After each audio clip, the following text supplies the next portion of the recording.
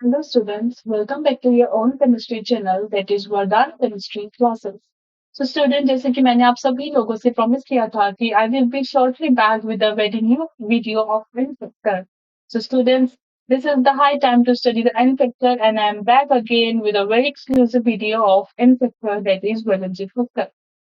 So students, अगर मैं बात करूं N factor की तो इसको हम valency factor भी बोलते हैं.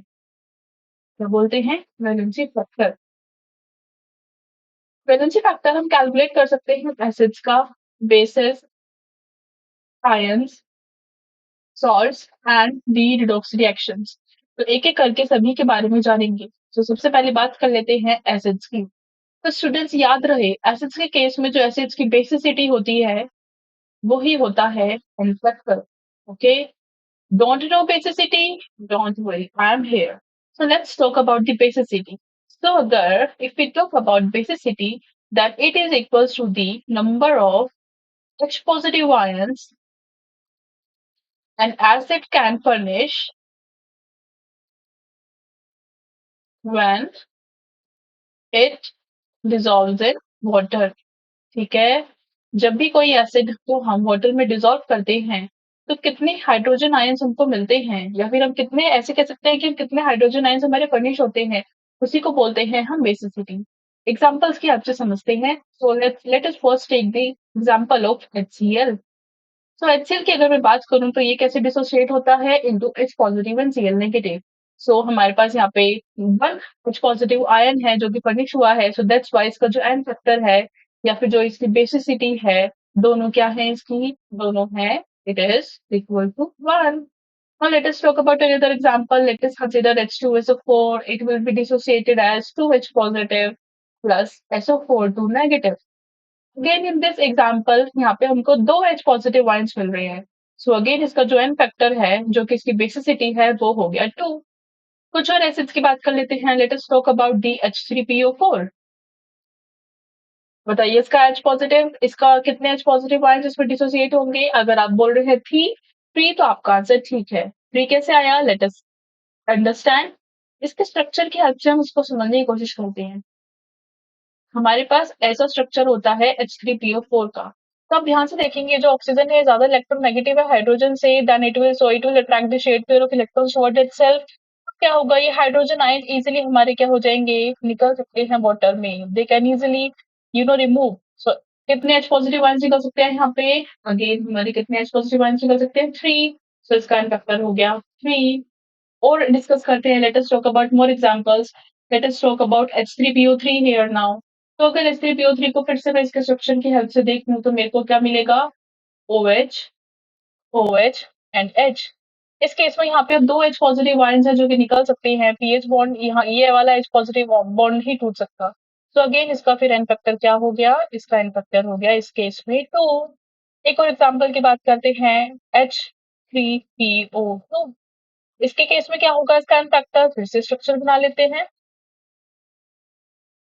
नाउ कैन यू सी, हम हमारे पास एक ही ऐसा बॉन्ड है जहां से H पॉजिटिव निकल सकता है। सो इसका फैक्टर कितना हो गया? इसका फैक्टर हो गया 1। सो आई होप नाउ अब सब लोगों को समझ में आया होगा कि एन फैक्टर क्या होता है। तो उसकी एन फैक्टर होती है किसी भी एसिड की, वो क्या होता है उसकी, the n factor of any acid is its basicity. ठीक है, बेसिसिटी क्या होता है? Basicity is the number of H positive ions that an acid can furnish when it is dissolved in water. Acids के केस में हमको N factors निकालना आ गया काफी अच्छे तरीके से। Very good. चलो अब बात करते हैं बेसिस की कि बेसिस के केस में हम एन फैक्टर कैसे निकालते हैं। सो बेसिस के केस में जो बेसिस की एसिडिटी होती है वो it is it's an factor. Okay, अब नहीं पता एसिडिटी क्या होती है, डोंट वरी, एसिडिटी पढ़ लेते हैं क्या होता है। सो एसिडिटी जैसे कि हमने बेसिसिटी में पढ़ा था, the number of H positive ions that an acid can furnish is known as its basicity. In the same manner, the number of OH negative ions, right, that a base can furnish when it is dissolved in water. So वो क्या हो गई इसकी base acidity, furnish when a base is dissolved in water. ठीक है, समझ में आ गया। एग्जाम्पल्स की अच्छे समझते हैं। Let us take examples one by one. Okay, so first example ले लेते हैं NaOH का। सबसे कॉमन बेस है हमारा, सबसे एकदम जब भी हम बेस के बारे में सुनते हैं सबसे पहले हमारे माइंड में कुछ अगर क्लिक करता है दैट इज NaOH। तो NH इसकी डिसोसिएशन रिएक्शन कैसे होगी? Na positive plus OH negative, we are getting one OH negative ion. So इसका जो N फैक्टर है वो ही है इसकी basicity, not basicity, it's acidity, and that is its 1. Let's take another example. CaOH whole twice. It will be dissociated as Ca2 positive plus 2OH negative. इस case में इसका n factor देखें कितना आ जाएगा? C 2OH positive 2OH negative ions हमको मिल रहे हैं तो इसका n फैक्टर हो गया 2। चलो एक और की एग्जाम्पल की बात कर लेते हैं। AlOH whole thrice. चलो सब बच्चे बताएंगे कि हमको मिलेगा Al3 positive plus 3OH negative ion. Again हमको यहाँ पे कितने मिल रहे हैं? हमें यहाँ पे 3OH नेगेटिव आयंस मिल रहे हैं तो इसका एन फैक्टर हो गया 3। Got it? Now I hope कि किसी भी स्टूडेंट को यहाँ पे एन फैक्टर में कोई भी डिफिकल्टी नहीं होगी बेसिस के एन फैक्टर्स निकालने में। लेकिन एक और थोड़ा सा एक्सेप्शन केस डिस्कस कर लेते हैं। Let us talk about ammonia. Everybody know ammonia Lewis base. तो अमोनिया के केस में क्या इसका एन फैक्टर होगा? बिल्कुल निकाल सकते हैं। सबसे पहले इसको वाटर में डिसॉल्व करते हैं तो हमको मिलता है NH4OH। Very good. फिर NH4OH कैसे डिसोशिएट होता है? It is dissociated as NH4 positive and OH negative. अब आई थिंक हर एक बच्चा आंसर दे सकता है। सो एक OH नेगेटिव हमको यहाँ मिल रहा है। सो इसका एन फैक्टर हो गया 1। See such and simple concept. Got it? चलो अब आगे बढ़ते हैं आयंस के केस में। आयंस के केस में तो बहुत इजी है एन फैक्टर्स निकालना। The total number of electrons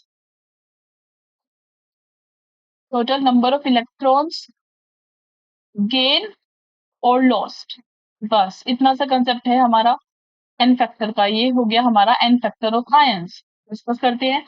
Cu2 positive, कितने नंबर ऑफ इलेक्ट्रॉन्स इसके लॉस हुए हैं? इसके लॉस हुए हैं 2 इलेक्ट्रॉन्स, तो इसका एन फैक्टर हो गया 2। Al3 पॉजिटिव, 3 इलेक्ट्रॉन लॉस हुए हैं तो एन फैक्टर हो गया 3। Mg2 पॉजिटिव, 2 इलेक्ट्रॉन्स लॉस हुए हैं तो एन फैक्टर हो गया 2। Got it? Ag positive, 1 electron loss हुआ है तो इसका एन फैक्टर हो गया 1। और भी बहुत सारे एग्जांपल हम ले सकते हैं। कोबाल्ट पॉजिटिव, 2 इलेक्ट्रॉन्स लॉस हुए हैं तो इसका एन फैक्टर हो गया 2।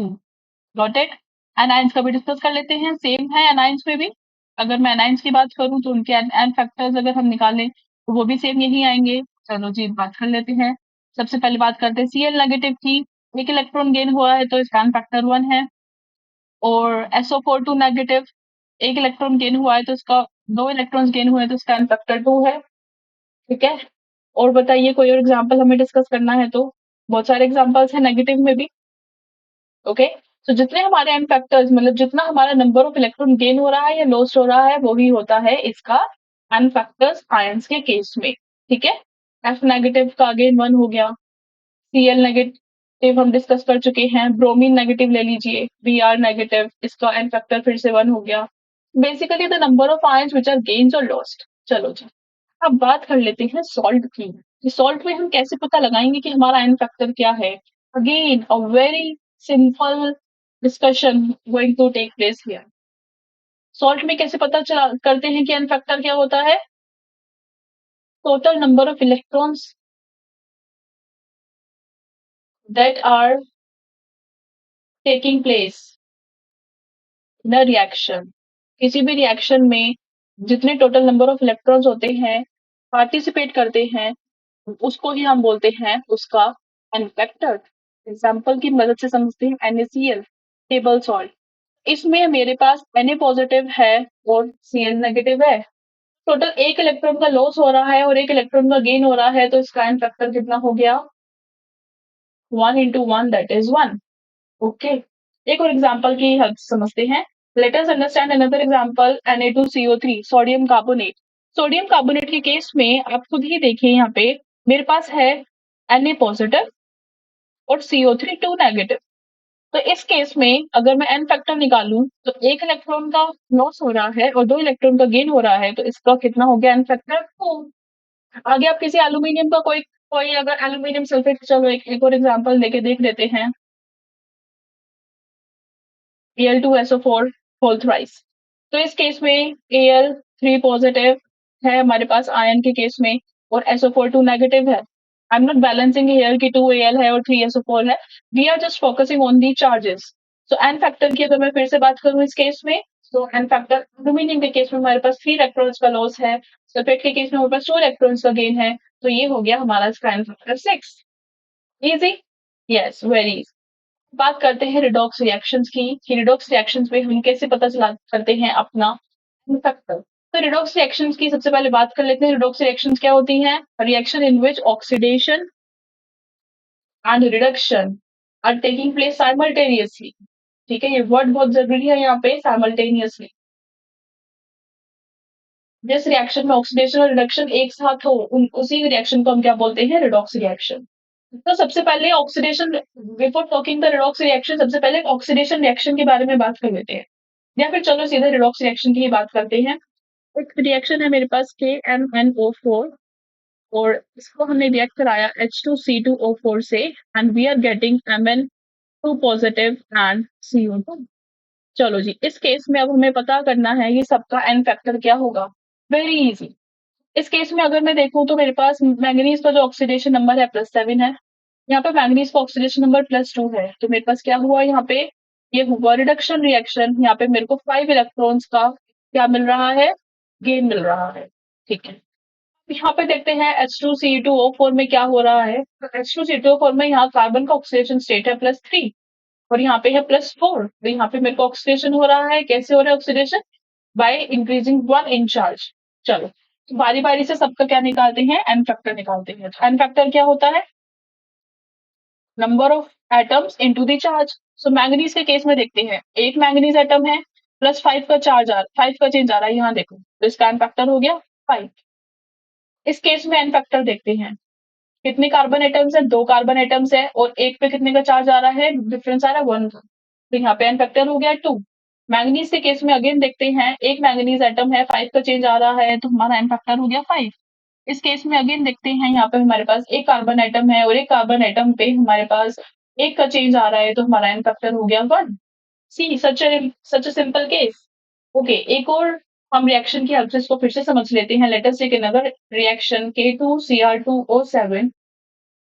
When reacted with Ki, we get I2 plus Cr3 positive. Again, let us see the redox reaction here. So here again talking about the oxidation state of chromium, we are having +6, right? और यहाँ पे हमारा oxidation number क्या है? +3 है। +6 से +3 में आने में क्या हुआ है? यहाँ पे रिडक्शन, कितने यूनिट का रिडक्शन हुआ है? 3 यूनिट्स का। Ki यहाँ पे अगर पोटेशियम की, अगर मैं आयोडीन की देखूं तो -1 ऑक्सीडेशन स्टेट है, यहाँ पे 0 है, तो ये क्या हुआ मेरा? ऑक्सीडेशन।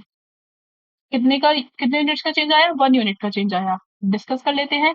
एन फैक्टर देखते हैं क्रोमियम का। 2 क्रोमियम एटम्स हैं, और एक एटम पे मेरे को 3 का चेंज मिला है, तो इसका एन फैक्टर हो गया 6। Ki की में बात करते हैं, एक आयोडीन एटम है, और एक पे मेरे को 1 का चेंज मिला है, तो n factor is 1। Let's talk about iodine. एक कितने एटम्स है मेरे पास? आयोडीन के 2 हैं, और एक पे मेरे को 1 का चेंज मिला है, तो मेरे को कितना चेंज आया है यहाँ पे? 2 into 1 1। क्रोमियम की फिर से बात करते हैं, तो एन फैक्टर, एक क्रोमियम एटम है मेरे पास, और इसमें 3 का चेंज आया है, तो मेरा एन फैक्टर हो गया 3। सो स्टूडेंट्स, आई होप कि अब आपको हर एक चीज समझ में आई होगी कि हम कैसे कैलकुलेट करते हैं हमारे n factors in the case of acids, bases, ions, salt and redox reaction. So I hope आपको ये वीडियो काफी फ्रूटफुल लगी होगी, काफी इंसाइटफुल लगी होगी। And if you like this video, तो अगर आपको ये वीडियो बहुत अच्छे से समझ में आई होगी, अगर आपको ये कंसेप्ट क्लियर होगा, then please like the videos, do the comment, please share and subscribe the channel, and comment box में बताना ना भूलें कि अगली बार आपको कौन से टॉपिक के ऊपर वीडियो चाहिए। Well then take care, bye bye, have fun, keep studying.